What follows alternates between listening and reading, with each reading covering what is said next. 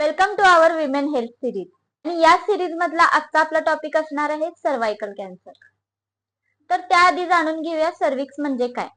आपल्या युट्रसचा म्हणजेच गर्भाशयाचा खालचा भाग म्हणजे सर्व्हिक्स असतो आणि याच्या सेल्स जेव्हा ॲबनॉर्मली ग्रो करायला लागतात त्यावेळी सर्वायकल कॅन्सर होतो. आणि सर्वायकल कॅन्सर हा फार कॉमनली दिसून येतो. मासिक पाळीच्या वेळी जास्त रक्तस्राव होणं किंवा अंगावरून पांढरं पाणी जाणं, रिकरंट युरिनरी इन्फेक्शन होणं, अशा प्रकारची जर काही लक्षणं दिसत असतील तर ही लक्षणं सर्वायकल कॅन्सरची देखील असू शकतात. बऱ्याचदा काही स्त्रियांकडून ही सगळं नॉर्मलच आहे असं समजून दुर्लक्ष केलं जातं, पण अशा वेळी कॉम्प्लिकेशन जास्त वाढण्याची शक्यता असते.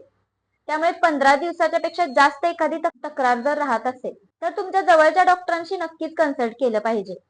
याचं ठोस असं कारण सांगता येणार नाही, पण रेडिएशनच्या जास्त संपर्कात आल्यामुळं रिपीटेड ॲबॉर्शन, डिलिव्हरी, त्याचबरोबर सेडेंटरी लाईफस्टाईल या काही गोष्टी देखील कारणीभूत ठरू शकतात. आता सर्वायकल कॅन्सर डायग्नोज करण्यासाठी बायोप्सी केली जाते आणि त्यामुळे हा डायग्नोज होऊ शकतो.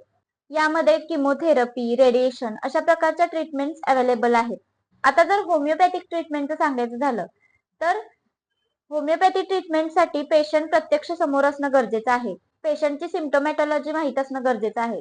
कारण कॅन्सरमध्ये DNA किंवा प्रोटीन किंवा इतर अशा बऱ्याच प्रकारच्या सेल्स इन्व्हॉल्व्ह झालेल्या असतात आणि होमिओपॅथिक रेमेडी या सेल्सवर ऍक्ट करते.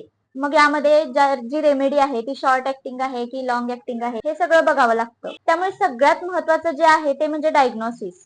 तुम्ही जर लवकरात लवकर जर डायग्नोसिस केलं, जर अशा काही तक्रारी होत असतील तर त्या का होत आहे हे लवकरात लवकर जर जाणून घेतलं, डायग्नोस केलं तर फर्स्ट स्टेज मध्ये कॅन्सर डिटेक्ट होऊ शकतो आणि त्याचे रिकव्हरीचे चान्सेस देखील जास्त असतात.